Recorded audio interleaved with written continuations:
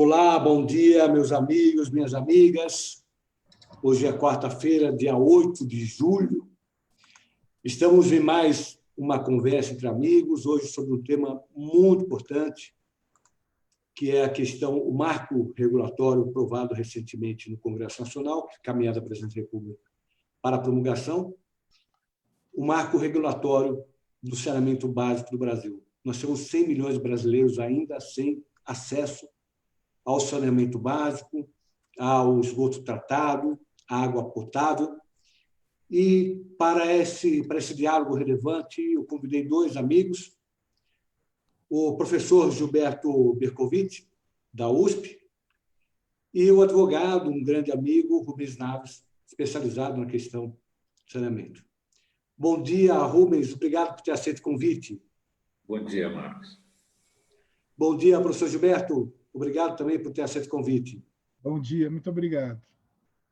Eu passo já para a palavra para o nosso querido Rubens Naves, para contar um pouquinho da história desse projeto que foi recentemente aprovado no Congresso Nacional. Bom, Marcos, para falar de saneamento, a gente tem que, vamos dizer, voltar à nossa Constituição de 88. Foi feito um grande movimento naquela oportunidade, só para definir as bases de como é que seriam as responsabilidades, vamos dizer assim, no plano federativo, a responsabilidade da União, dos estados e municípios, para esse direito tão importante ser implementado no país, quer dizer, o direito ao saneamento, que está conectado ao direito à saúde, quer dizer, tem inclusive um capítulo especial na nossa Constituição. Muito bem, esse direito ao saneamento, ele tem uma faceta que é um direito fundamental, vamos dizer, a própria ONU reconheceu como um direito humano, e esse direito é um direito de todo cidadão, e esse direito é, inclusive, um direito exigível. Esse direito é responsabilidade, a promoção desse direito é responsabilidade da União, do Estado e do município. O professor Bercovitch, com certeza, vai falar dessa questão da titularidade do serviço e também da competência. Mas essas bases, então, a responsabilidade está no plano federativo e essa cooperação, vamos dizer assim, é uma premissa fundamental, a cooperação entre todos os órgãos. Houve uma tentativa no Congresso Nacional para definir o que é responsabilidade da União, estabelecer e legislar sobre diretrizes nacionais de saneamento básico, o chamado Marco Legal. E esse Marco Legal, depois de quase mais de 20 anos de debate, se chegou a um consenso através da Lei 11.445, e justamente criou algumas ferramentas para que esse arranjo federativo pudesse atuar na prática. Muito bem. Esse arranjo federativo ele tinha um chamado contrato-programa, que permitia uma associação entre estados e municípios e para justamente, através da colaboração, se promover o saneamento básico. Muito bem. E o marco legal que está sendo discutido agora é uma alteração dessa lei que foi discutida durante 20 anos, que houve no Congresso Nacional um amadurecimento.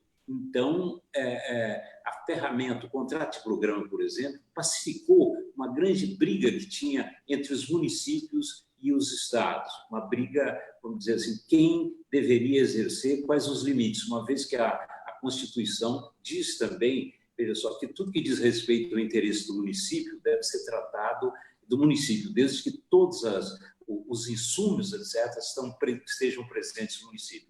Muito bem, esse novo marco legal teve, inclusive, esse projeto de lei, que foi objeto de 2 medidas provisórias que foram arquivadas, ele teve uma tramitação no Senado, depois no Congresso, e, veja só, finalmente ele foi aprovado pelo Senado Federal. E essa aprovação ele traz, veja assim, algumas características muito expressivas. Mas eu acho que o que a gente pode dizer é o seguinte: ele trouxe uma grande promessa de uma transformação da realidade do saneamento no Brasil, confiando num aporte de recursos muito grande por parte do chamado setor privado, do mercado. Ele ignorou, veja só, toda uma experiência desde a Constituição de 88, uma experiência, veja só, que com grandes avanços no saneamento que nós tivemos, e vamos tratar disso nessa nossa conversa, mas ele ignorou questões fundamentais e questões muito importantes que eu acho que deveriam ser consideradas. Ainda dentro da questão histórica, professor Gilberto, essa é uma demanda social relevantíssima e que nós demoramos tempo demais para conseguir encontrar um caminho, não é isso? Nós estamos falando, como disse o Rubens, nós estamos falando de dignidade de vida, nós estamos falando de direitos humanos, estamos falando de questão de saúde, estamos falando de custo do Estado em bancar a saúde pela falta de água potável, acesso à água potável, saneamento básico, a esgoto tratado. E demoramos décadas para conseguir dar um passo em direção a esse marco legal, não é isso?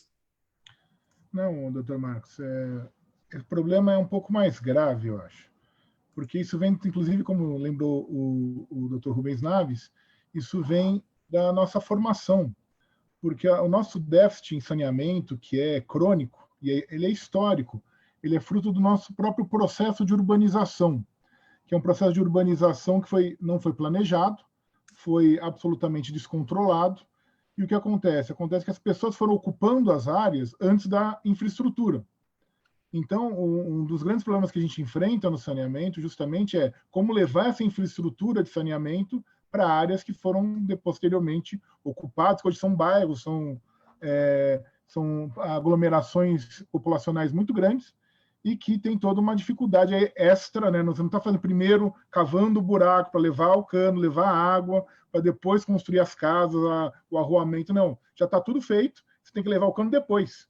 Então, é um processo muito mais caro, que também faz com que explique um pouco o nosso atraso no avanço do saneamento. Mas, como muito bem disse o doutor Rubens, nos últimos anos teve um avanço nisso. Quer dizer, todo mundo sempre diz que no nosso sistema político, água e esgoto são obras que prefeito ou governador não gosta porque ninguém vê. Só que nos últimos 30 anos, essa verdade não era mais tão verdade assim. Pelo contrário, porque estava tendo uma ampliação, justamente por conta desses acertos federativos que a Constituição permitiu. A Constituição de 88, ela prevê que a responsabilidade pelo incremento do saneamento básico é uma responsabilidade comum. Está lá no artigo 23, inciso 9 da Constituição. Ou seja, isso significa que a União, os estados e os municípios, os 3 entes federativos, são responsáveis pelo incremento, pela ampliação da rede de saneamento básico, pelo acesso à água, pelo acesso à água tratada. Ou seja, por mais que seja uma matéria, a própria lei, desde a 11.445, diz na titularidade, em princípio, é do município, né, porque é um assunto de interesse local. O problema todo do saneamento é que ele não se limita só a questões locais, porque ele envolve bacia hidrográfica, ele envolve o regime de águas. Isso tudo, não tem um município que tem a sua bacia hidrográfica exclusiva, que tem o seu próprio regime de águas. Na verdade, ele tem que elaborar essa política de saneamento de água em conjunto, não só com os municípios vizinhos, às vezes até de uma grande região, mas também com o próprio Estado e muitas vezes com a própria União.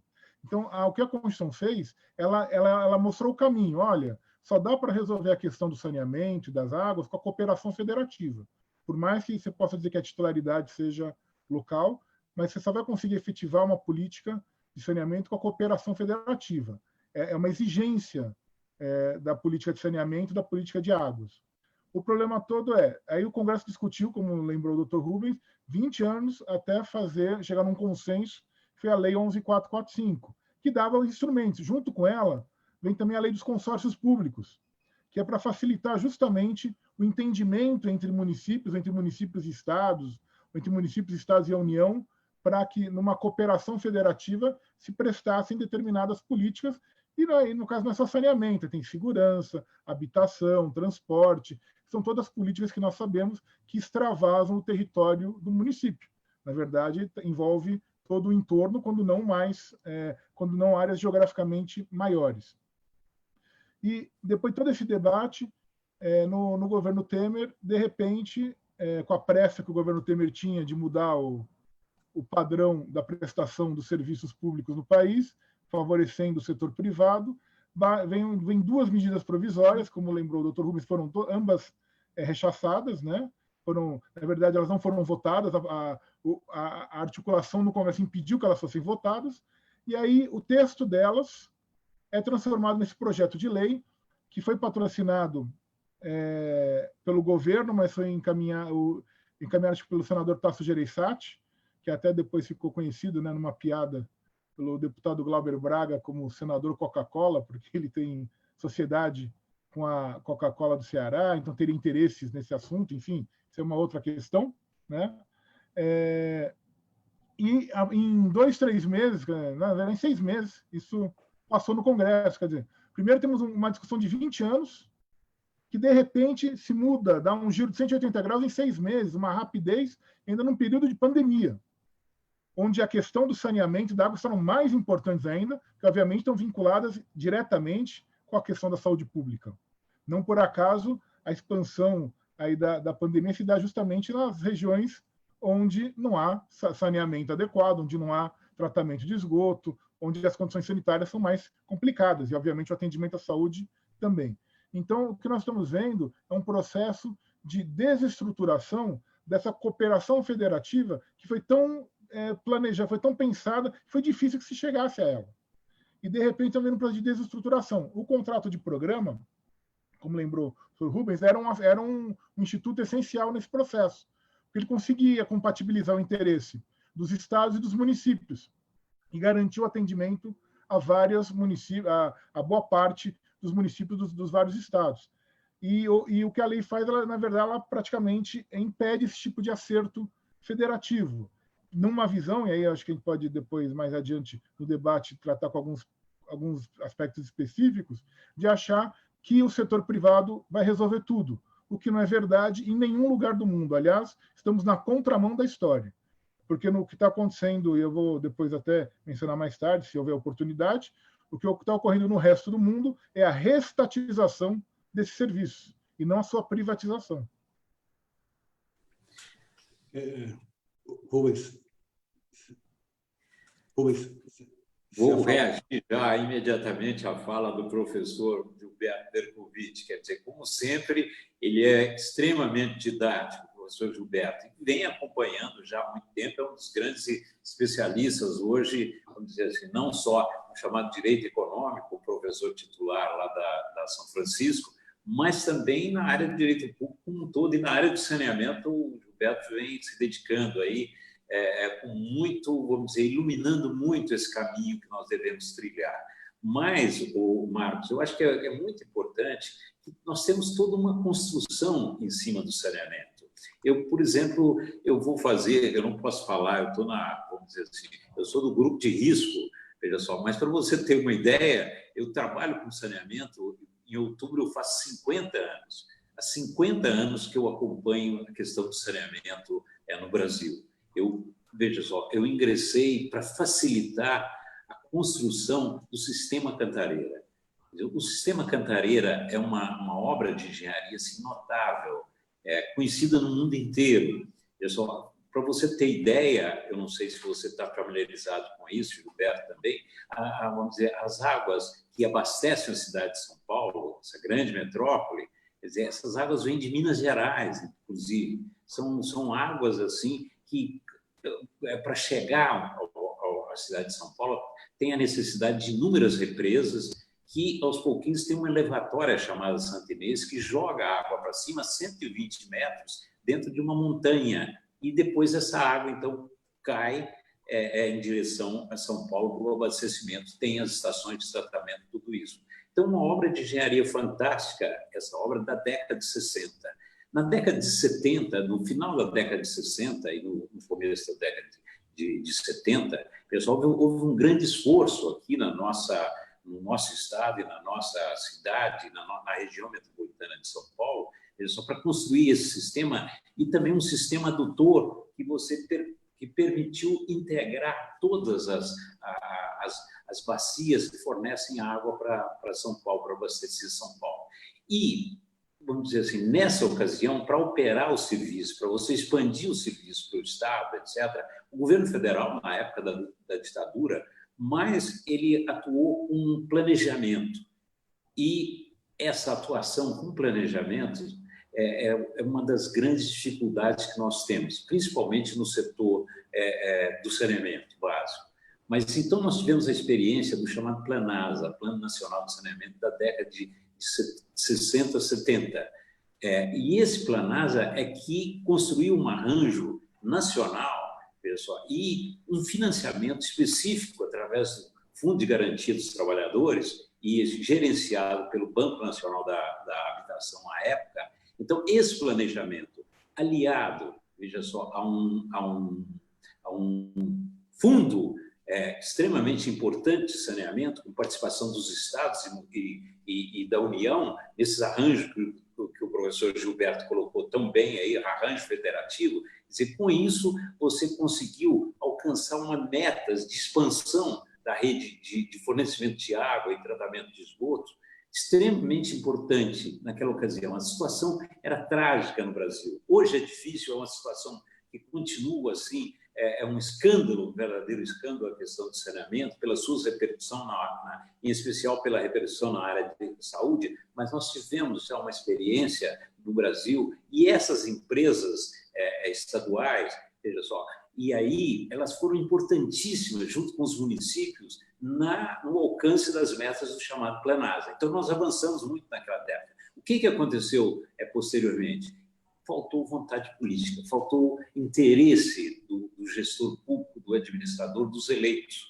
Então, pessoal, qualquer programa alternativo, pessoal, quando nós criticamos esse novo marco legal de saneamento, é porque hoje, pessoal, há uma consciência no mundo, e essa consciência agora impactada pela questão do coronavírus, esse novo protagonismo do Estado.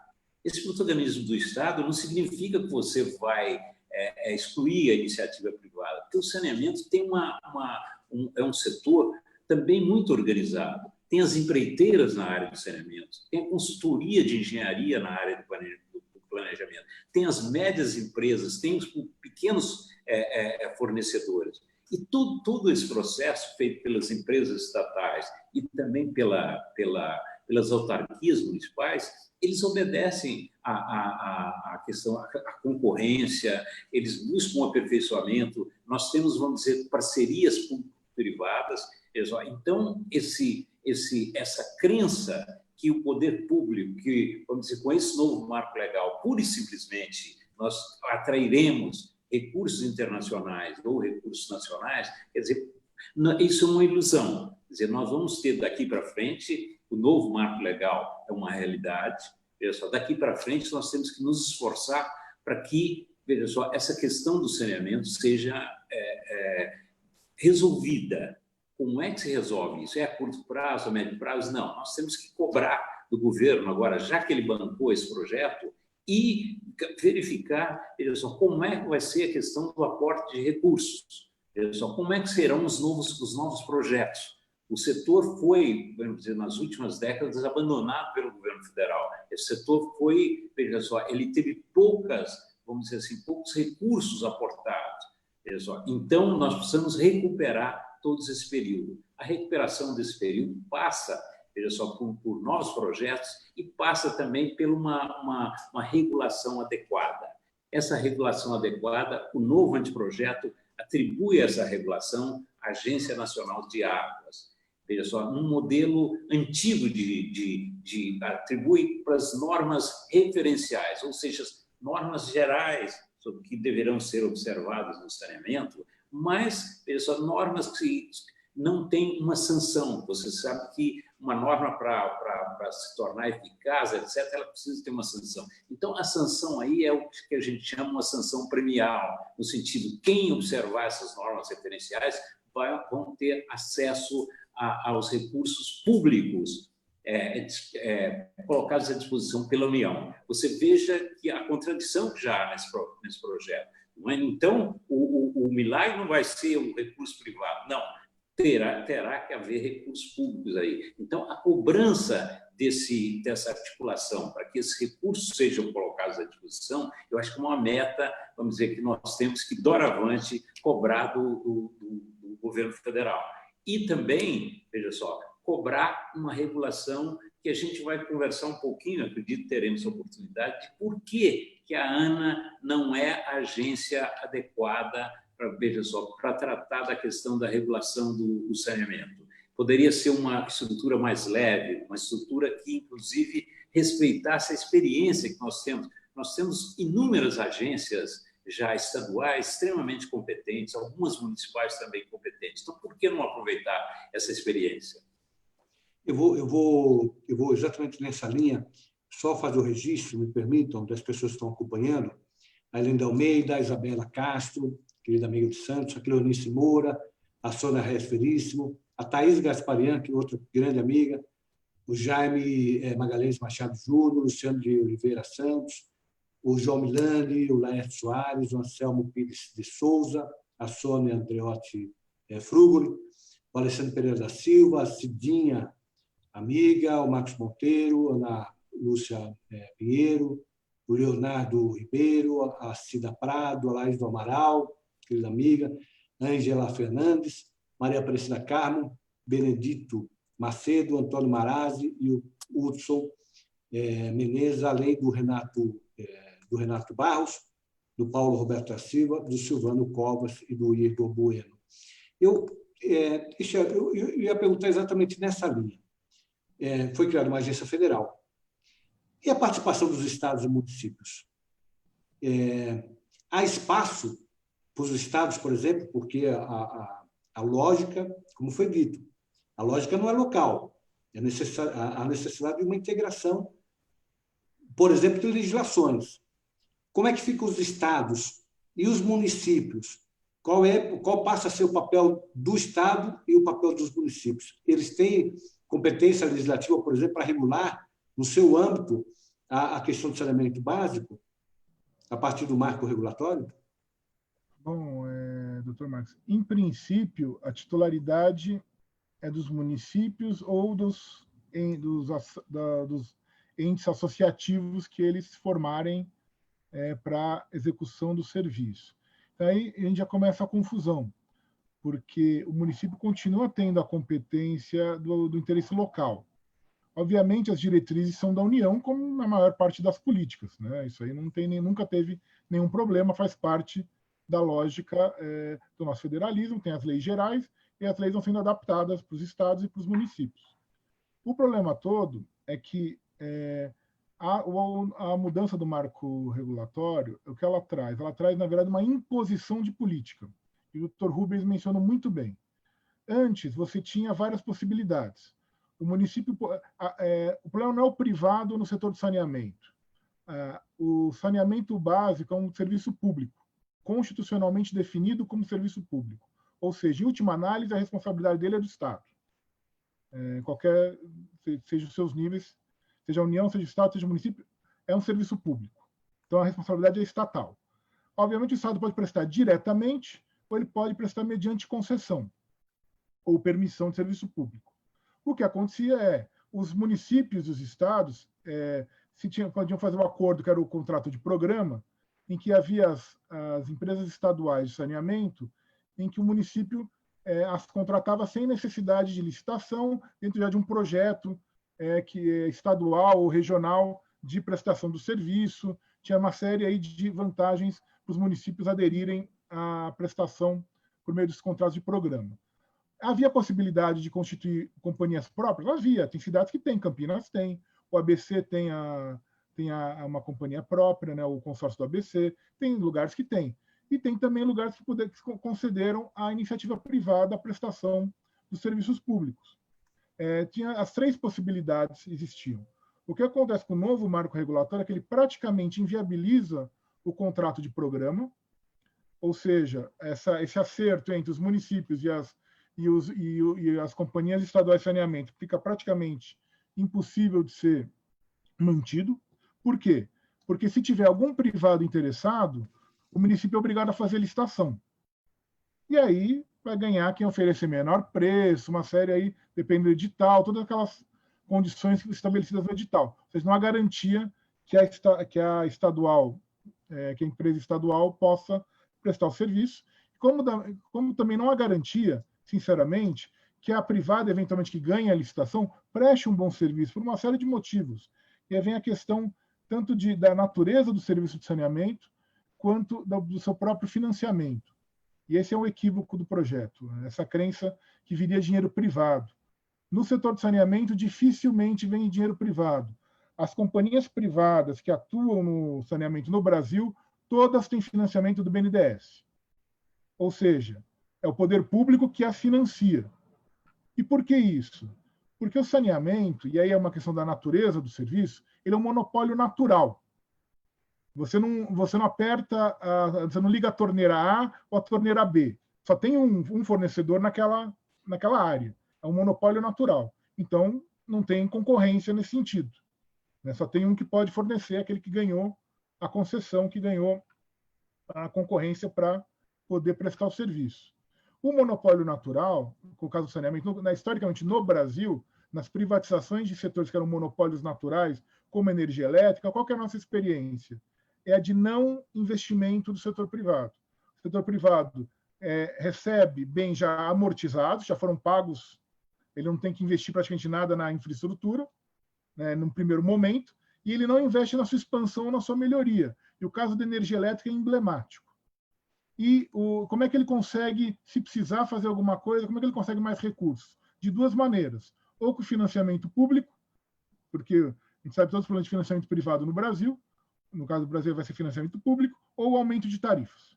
Essas são as duas formas que ele vai ter para, eventualmente, manter os seus lucros, ou, se eventualmente quiser, poder expandir a rede, ou fazer algum tipo de melhoria. Não só isso. É um problema também de financiamento aí, que uma das lógicas do nosso sistema era chamado subsídio cruzado. Por exemplo, a Sabesp, ela em São Paulo, ela obviamente cuida da água e esgoto de São Paulo, que dá lucro, obviamente, porque é uma cidade, uma megalópole, mas também dá de vários municípios pequenos que não têm não dão o mesmo retorno. E qual que é a lógica? Nós, aqui em São Paulo, pagamos pelo abastecimento, para completar, na verdade, o investimento em outras regiões mais carentes, em outras regiões mais necessitadas. É a lógica do subsídio cruzado. Com o fim, praticamente, do contrato de programa, cada município, ou cada grupo de municípios, eventualmente, é uma licitação. Então, não tem mais a lógica do subsídio cruzado. E isso é um dos problemas de financiamento do setor. Por quê? Porque os municípios mais pobres, ou com menos gente, ou com as áreas com menos condições, não vão conseguir dar o retorno para as empresas que elas precisariam, em tese, para poder continuar investindo na manutenção ou expansão da rede. Esse é o caso emblemático que aconteceu no Brasil quando o saneamento foi para mãos privadas, que é o caso de Manaus e é o caso de Tocantins. São dois casos emblemáticos. O caso de Manaus, Manaus, o saneamento é totalmente privado. Eu vi os dados, a coleta com a empresa privada que faz Manaus, ela atinge 10% da população, o tratamento atinge 23% da quantidade de água, e o índice de perda de água é de 74%.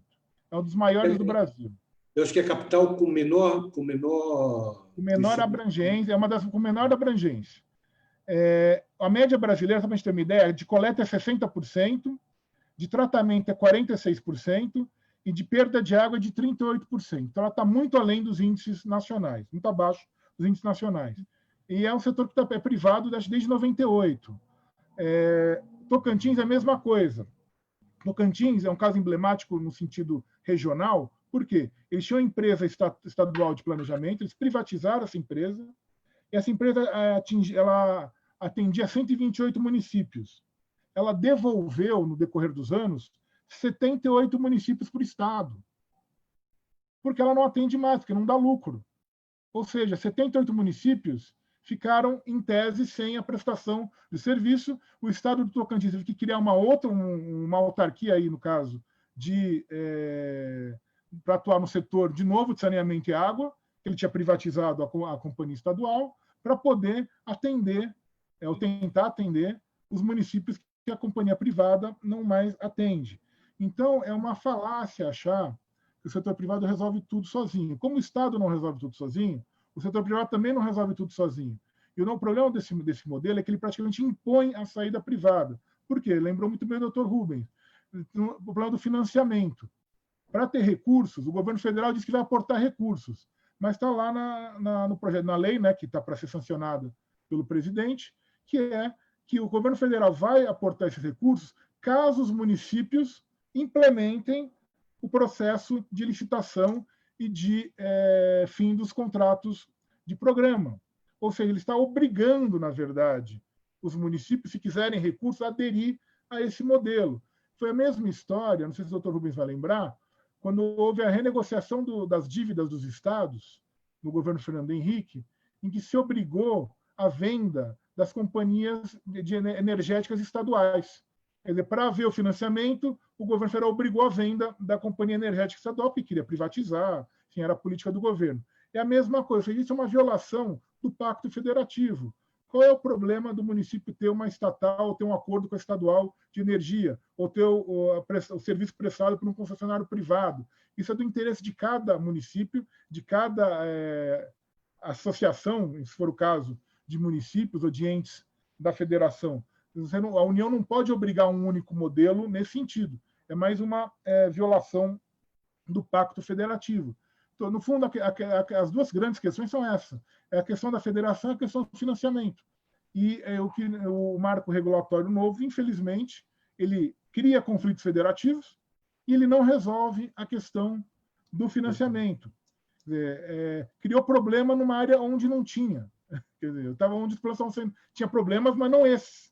Tinha outros problemas. Tinha problema de aumentar os investimentos, de aumentar a expansão da rede, mas não tinha mais conflito federativo, não tinha mais esses problemas aí de discussão de modelo, de vai ser o privado, não vai ser o privado, já tinha sido assentado qual era o modelo que estava começando a se estruturar.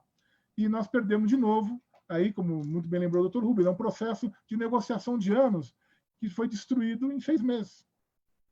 Foi destruído em 6 meses, sabe-se lá por quê.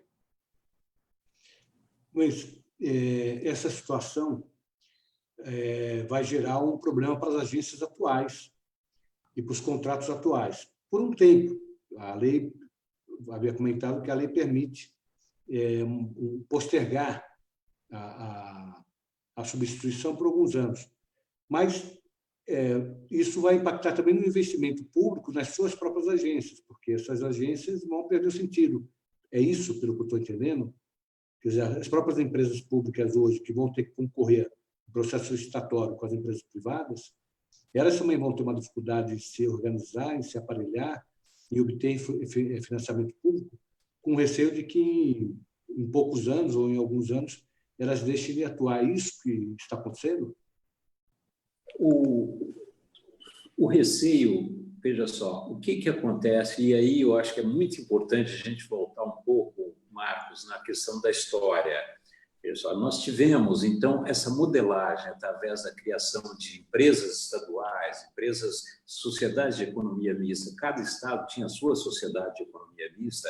Então, essa sociedade era uma grande articuladora do chamado Planasa e desse Plano Nacional de Saneamento, e conseguiu grandes avanços. Muito bem, acontece que, como nós sabemos, o saneamento, em última instância, quem paga a conta é o usuário.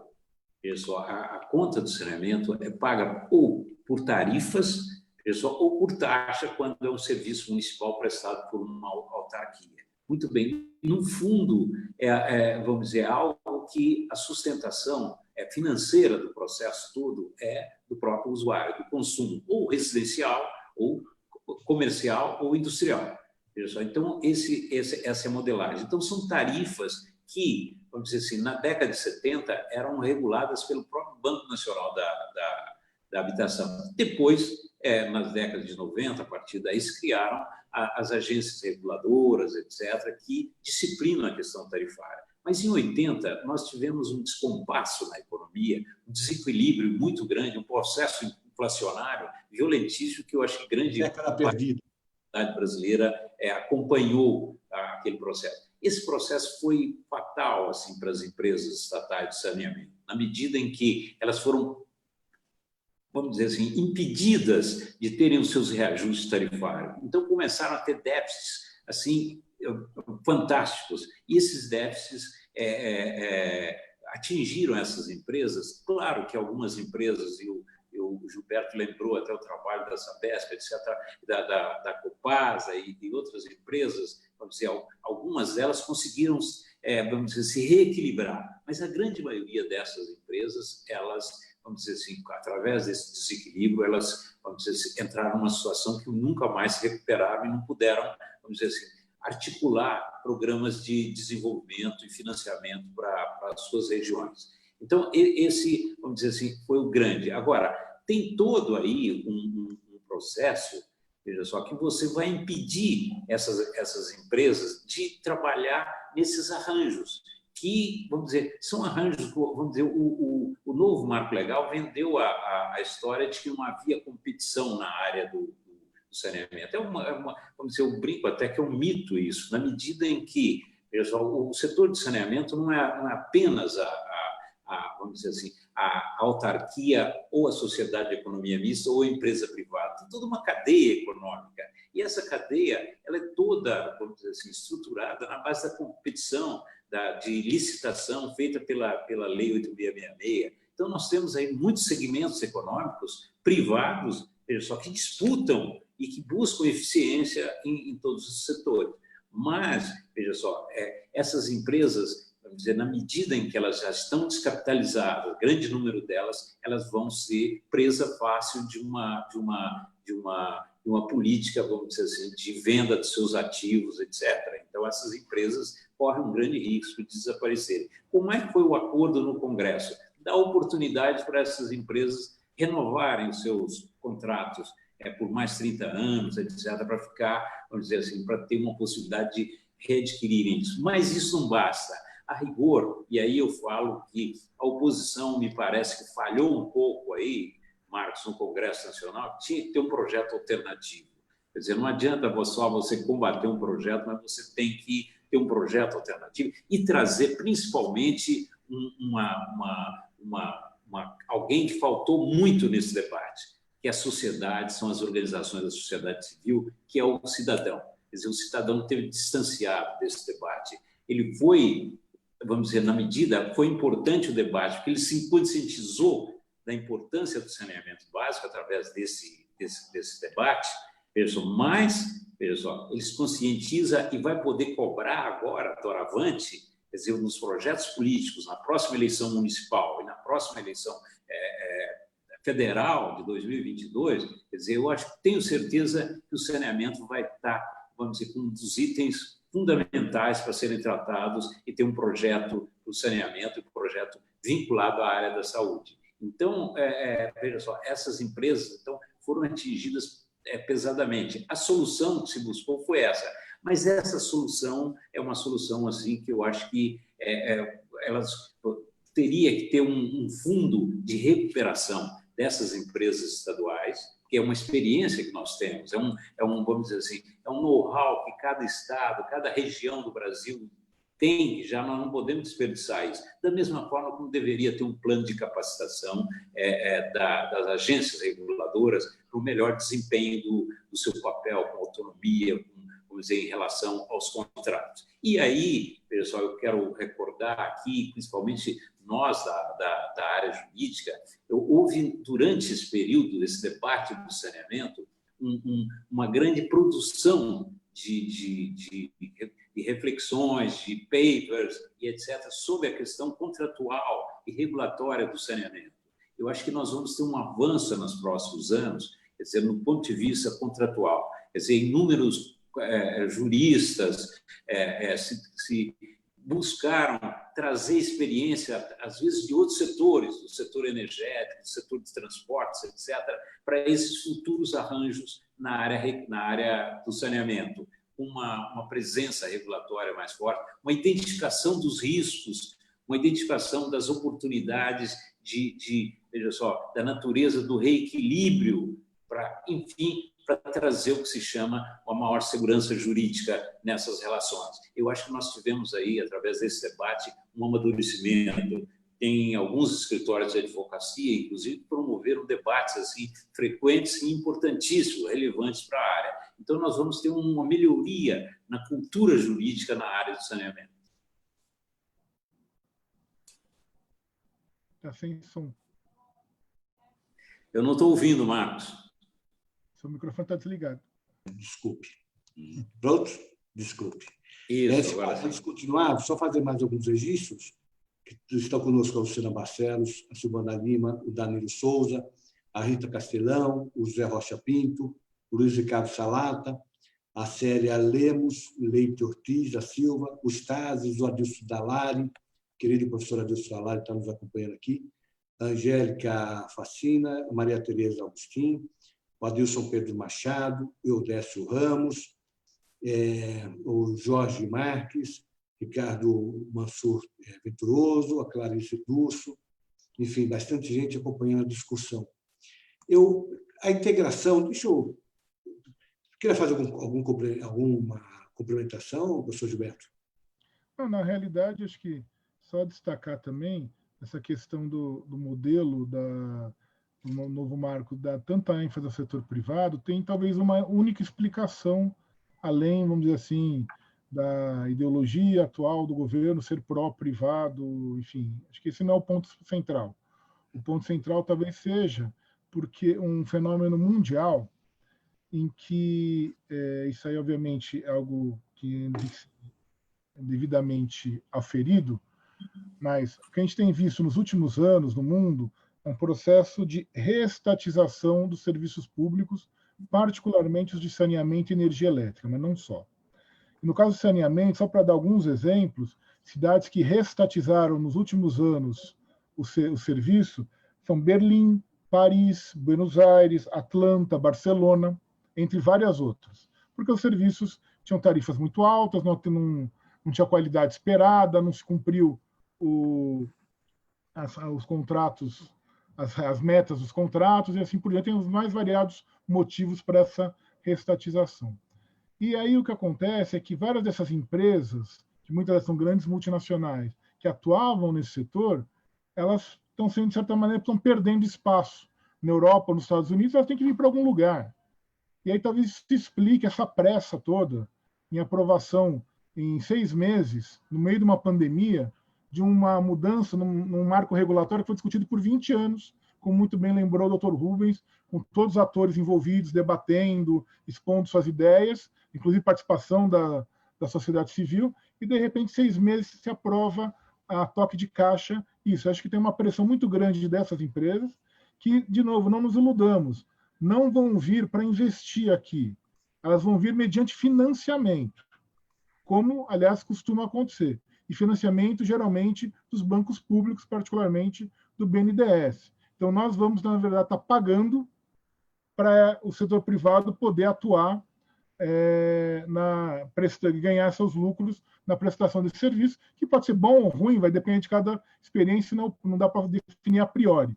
Mas a questão há uma pressão aí também desse setor, que talvez deve ser lembrada, porque acho que é importante, e isso explica o fato, talvez, de a gente estar na contramão aí do resto do mundo, porque essas empresas estão saindo de onde elas estão, elas querem ir para algum lugar, e achei o mercado brasileiro, até pelo seu tamanho, pela sua importância, obviamente, um mercado que estimula, que tem aí seus atrativos para que se venha. O problema todo só esse modelo privado vai resolver o setor do saneamento? Muito provavelmente não. Aliás, como não resolveu em nenhum lugar do mundo, e acho que no caso brasileiro fica mais evidente que nós vamos perder toda essa experiência institucional e todo esse modelo de cooperação e articulação federativa que, bem ou mal, levou 20 anos para ficar, de certa maneira, estruturado. Né? E que é um modelo cuja base está na Constituição Federal, gostemos dela ou não. A Constituição determina esse modelo de cooperação. Ignorar isso não deixa de ser uma forma também de querer propor um outro modelo. Mas para propor um outro modelo, tem que trocar de Constituição. Porque a forma federativa de Estado não tem como como ser modificada por meio de emenda constitucional. Então, se não gosta da nossa forma federativa, vão ter que propor outra Constituição, não dá para ser com a Constituição de 88. Deixa eu mudar um pouquinho o foco da conversa. Eu vou fazer duas perguntas. Primeiro para o Rubens, depois para o Gilberto. Para o Rubens, é o seguinte. Ótimo. Aí eu pergunto se a lei trata disso. Ótimo. O modelo está aí, vamos dizer que implementou, que deu certo, vem, coloca o cano, coloca o tratamento, faz a usina e tal. E aí chega na porta do consumidor. O consumidor olha e fala assim, hoje eu não pago nada, não pago tarifa, não pago conta, não tenho esgoto tratado, mas também não tenho custo para ter isso. Há uma questão que é o outro lado do cano, vamos dizer assim.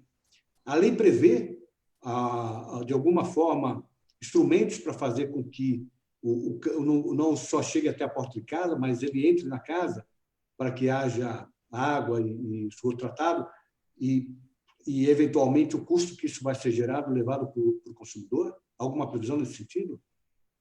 Porque esse problema já existe, né? Sim.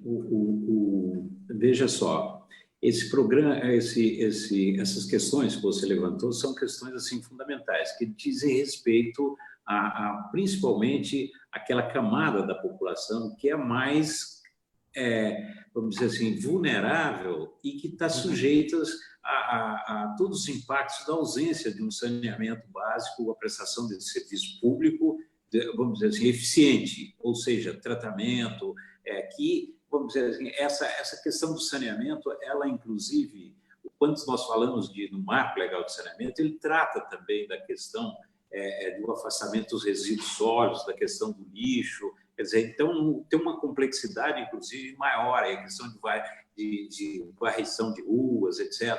Então, todo esse marco abarca essa situação mais ampla. Mas, vamos dizer, nós estamos tratando aqui mais da questão da água e do tratamento de esgoto. O que acontece? Acontece que, pessoal, o sistema é tarifário, então ele vai depender, vamos dizer assim, do pagamento, do adimplemento das obrigações de pagamento por parte do usuário, daquele cidadão. Acontece que camadas, vamos dizer assim, expressivas da nossa sociedade não têm a capacidade contributiva. Você que atua nessa área tributária, você conhece bem. Quer dizer, vamos dizer, a grande parte da nossa população ela não tem a capacidade de pagar um serviço de água adequado. E olhe que a tarifa de água é uma tarifa, vamos dizer assim, comparado com energia, com telefonia, é uma tarifa assim, muito modesta hoje em relação. Mas, mesmo assim, grande parte dessa população não tem condição de pagar. Então, você veja como é que esse arranjo regulatório e esse arranjo de financiamento é importante. E o professor Gilberto Bercovitch, ele falou de um sistema, que foi o grande sistema, por exemplo, é o chamado subsídio cruzado, que permitiu, por exemplo, em São Paulo, que grande parte das regiões do interior tivesse um saneamento adequado, quer dizer, a partir do momento em que havia esse subsídio, ou seja, uma parte dos recursos vamos dizer assim, dessa tarifa fosse alocada a investimentos no interior, tarifas oferidas aqui numa região que você tem uma economia de escala significativa, como a região da Grande São Paulo, por exemplo. Então, essa região da Grande São Paulo, ela possibilitou, ao longo dos anos, veja só, que tivesse condição de fazer investimento de saneamento no outro. Então, nesse momento... Você querer não cortar o raciocínio, mas só agregando uma informação, Guarulhos, por exemplo, não tem saneamento básico, não tem, basicamente, a cidade inteira, terceira maior cidade do país, não tem tratamento de esgoto. A questão de Guarulhos, Marcos, eu conheço bem, é uma questão que a gente tem que ver na questão da história. Houve uma disputa grande na região metropolitana entre a Sabesp e o município de Guarulhos, e o município de Guarulhos ficou sem pagar, entendeu? A tarifa, a Sabesp. Então, ele agora, há pouco tempo, chegou a um acordo para restabelecer a questão do saneamento básico em Guarulhos. Mas Guarulhos foi, vamos dizer, as sucessivas administrações de Guarulhos foram irresponsáveis na medida em que não buscaram uma satisfação. Foi um processo judicial, esses processos demoraram mais de 20 anos. Então, Guarulhos, inclusive, não tem o saneamento em razão dessa disputa, que foi uma disputa política que trouxe um danos para todas as partes, quer dizer, desde a própria Sabesp, que fornecia a água, até o município que deixava de pagar o valor desse recebimento pelo uso da água em Guarulhos, e, a mais ainda, e comprometeu toda a questão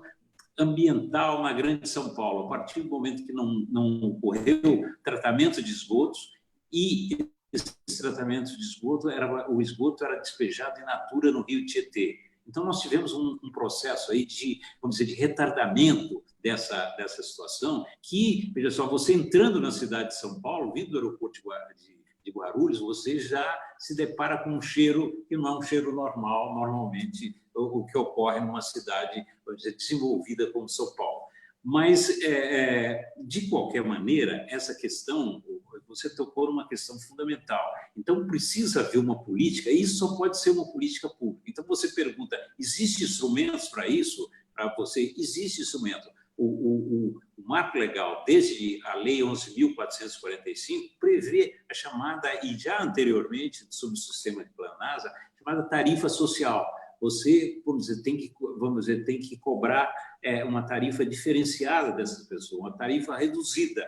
Há pleitos, inclusive, de algumas áreas, você tem uma possibilidade, inclusive, de você fornecer águas vamos dizer, por um preço simbólico. O que acontece?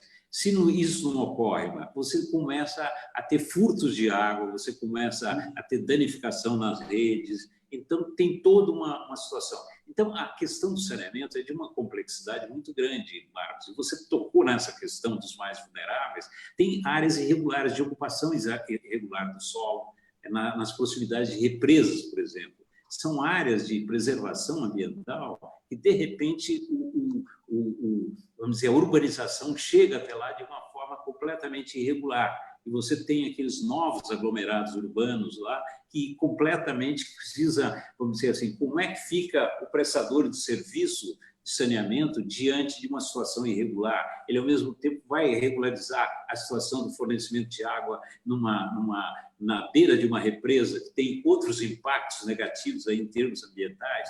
Então, veja só, a questão é de uma complexidade, por isso é que a gente fala, de repente, você vender a ilusão de que uma nova legislação resolve tudo, nós sabemos que a lei por si só é muito importante, mas ela não resolve. Assim como tem outras questões dramáticas na área do saneamento, por exemplo, as perdas de água. Quer dizer, nós temos um índice no Brasil de perdas extremamente relevante. Isso tem solução? Claro que tem solução do ponto de vista tecnológico, etc. Tem solução. Mas acontece que nós temos toda uma história de como é que você vai substituir uma canalização numa avenida 9 de Julho, por exemplo, em São Paulo. É um exemplo típico. Quer dizer, você vai parar toda 9 de Julho, por quanto tempo, etc. Então, são impactos, vamos dizer, que é muito difícil você vai exigir um planejamento, uma execução de uma obra, quer dizer, extremamente sofisticada. Então, as grandes metrópoles do Brasil, elas têm, o saneamento tem esse desafio da realização de obras também. Cada tema desse daria uma live inteira, né? Quando eu mencionei, então, você tem duas situações. Você tem a situação do economicamente fragilizado, que não tem condição de pagar uma conta a mais, que precisa dar uma solução para isso, porque senão nós não resolvemos o problema do saneamento. E tem a situação daquele que não quer. Aí ele tem dinheiro, tudo, mas ele não quer, não tem interesse, que é um absurdo, né? E aí tem que o Estado, de alguma forma, impor a obrigação, porque a questão do acesso à água e acesso ao esgoto não é só algo individual, é algo coletivo, né? Eu ia perguntar uma outra questão. Gilberto, o marco trata de direitos do consumidor ou ele fica só na questão do fornecimento, da estrutura de fornecimento? Ele chega a olhar para o usuário, para o consumidor, para tentar dar alguma proteção a ele? Não, doutor, não trata disso especificamente, ele fala genericamente de que se pode pensar, como já tinha a tradução da tarifa social, de ter políticas diferenciadas para determinadas populações ou faixas de renda, mas não fala nada além disso. Não trata da questão do consumidor. Aliás, geralmente, a legislação de serviços públicos, de uma maneira geral, ela não acaba não sendo específica do consumidor. O Código do Consumidor, em tese, resolve ou resolveria as questões. Eles não dão muita ênfase nesse aspecto. São detalhes. O consumidor é um detalhe. A questão toda é a seguinte: é mais do que um consumidor. O problema do consumidor seria aquele até que paga o serviço. Nosso problema aqui é pior. Como é um serviço público, o usuário vai além do consumidor, como muito bem destacou o Dr. Rubens. Porque tem gente que não tem a mínima condição de pagar. E tem o direito à água, e tem o direito ao acesso à água tratada, ao saneamento, é um direito fundamental. Quer dizer, então, a rede tem que ser universalizada. Obviamente, o sistema de subsídios cruzados facilitava o financiamento disso. Quando você praticamente torna cada município uma unidade, ou um grupo específico de uma unidade, sem essa visão, vamos dizer assim, mais global do processamento, fica muito mais complicado o financiamento de expansão para áreas de população carente ou áreas que eventualmente demandariam um investimento muito maior. E aí é aquilo que eu mencionei no início. Sobram duas alternativas para a empresa que está prestando serviço. Ou ela vai precisar de financiamento, geralmente esse financiamento público, ou ela vai, ou os dois, na verdade, né? Ou ela vai precisar aumentar as tarifas. É o que aconteceu no setor de energia elétrica, todos nós vimos esse processo. Energia elétrica no Brasil não tinha preços muito altos, com o processo de privatização, as tarifas ficaram muito elevadas por uma série de razões. Inclusive, tem toda essa discussão, desde o governo Dilma, aí, sobre o reajuste das tarifas, das concessões, toda uma discussão imensa e gigantesca sobre essa questão no caso da energia. E qual que é a consequência prática que nós vemos em qualquer bairro pobre de qualquer cidade do Brasil? É o gato, é o desvio de energia. Com a água vai começar a acontecer a mesma coisa, como muito bem lembrou o Dr. Rubens, vai começar a ter o roubo de água, vai ter, além da perda de água pela própria estrutura do sistema, que é alta no Brasil, é de 38% na média, né?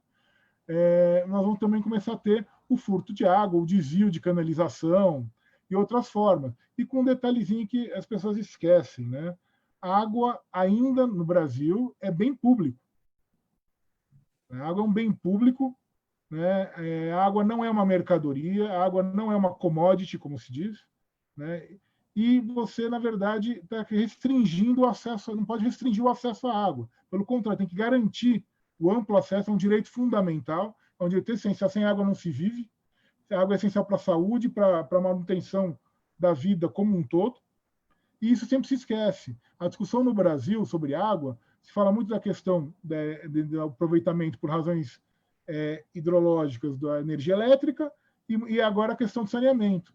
Mas a questão do abastecimento da água também, ela é essencial, ela é fundamental e é pouco debatida no país. E há projetos aí que tentam, inclusive, também mudar essa lógica, o que é complicado, porque a água não pode ter o seu acesso restringido enquanto direito fundamental.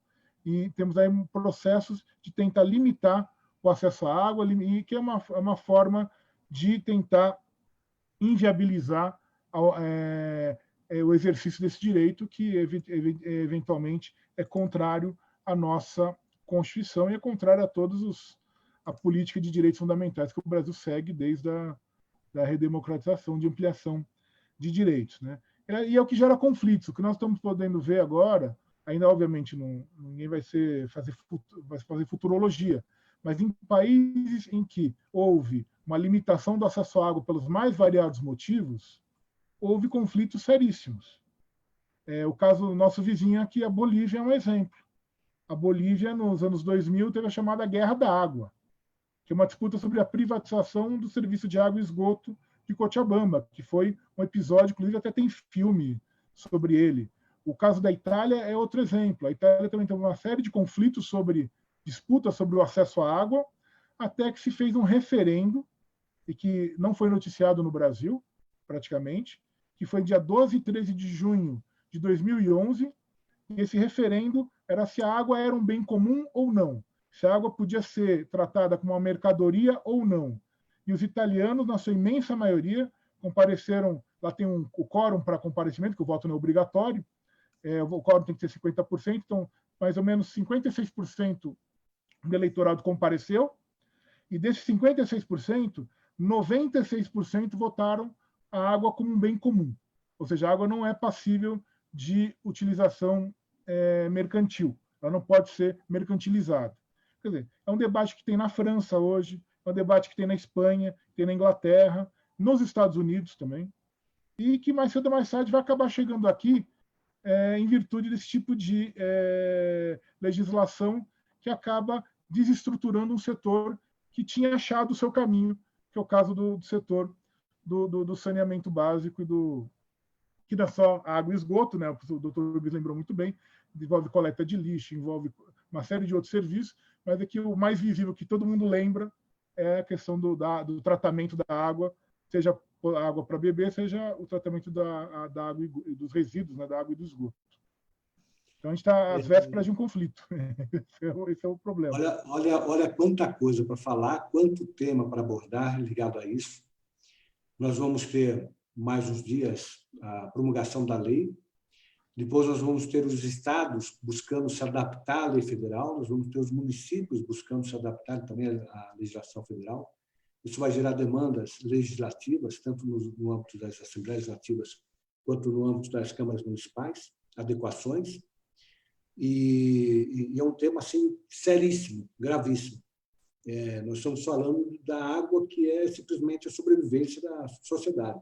Nós tivemos uma ausência um problema com o abastecimento da água há poucos anos atrás, nós vimos o desespero que isso gerou na cidade de São Paulo. Imaginem o que pode vir de impacto para o bem ou para o mal de uma legislação que inove no que diz respeito ao saneamento básico.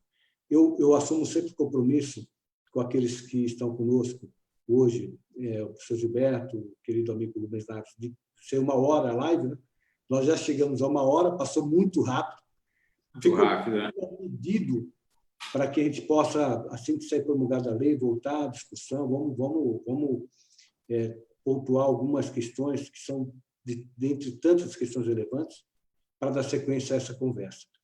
Eu passo, então, a palavra primeiro para o professor Gilberto, depois para o Rubens, para uma manifestação final, agradecendo muito a presença dos dois nessa nossa conversa entre amigos de hoje. Eu só gostaria de agradecer ao doutor Marcos da Costa pela oportunidade, saudar o querido amigo Rubens Naves, mais uma vez, e dizer o quanto é importante a gente poder debater esses temas, porque um dos grandes problemas dessa aprovação quase que escondida desse novo marco regulatório é esse, é a falta de debate, a falta de participação da sociedade em temas fundamentais sobre a sua própria existência, que no caso é a questão da água, a questão do saneamento básico, mas poderia ser também outros temas, como tantos que acabam passando sem que as pessoas tenham conhecimento. E trazer isso ao debate, trazer isso ao público, é uma tarefa importantíssima. Então, eu queria mais uma vez agradecer essa oportunidade e parabenizar o Dr. Marcos da Costa aqui pelo espaço e pela oportunidade que ele nos dá. Muito obrigado. Obrigado, professor. Rubens, muito obrigado. Simplesmente para te agradecer, Marcos, foi uma alegria estar aqui com o Gilberto Percovitch também, e dizer que vamos continuar aí acompanhando isso, esse tema tão importante para toda a sociedade brasileira. Obrigado, Marcos. Fazer os últimos registros aqui de presença conosco, o Luiz Alencar, a Marcela Arruda, Rafael Guerreiro Lopes, o querido amigo Tano Júnior, tem um programa excelente de rádio, Campinas, a Vanessa Siglione, a Ana Bergamasco, outra grande amiga. A Cida Prado acompanhou também conosco, enfim, muitas pessoas acompanhando. Quero dizer que amanhã, dia 9 de julho, né, dia do soldado constitucionalista de São Paulo, amanhã, dia 9, nós vamos falar sobre ferrovias. É um outro tema interessante, curioso, mas nós temos hoje o mesmo volume de quilômetros de ferrovia que nós temos no Império. Nós não avançamos nada nesse modal de transporte fundamental, que até impacto ambiental também, né? E vamos estar aqui comentando a situação das ferrovias no Brasil. Um abraço a todos, obrigado, até amanhã. Tchau, tchau.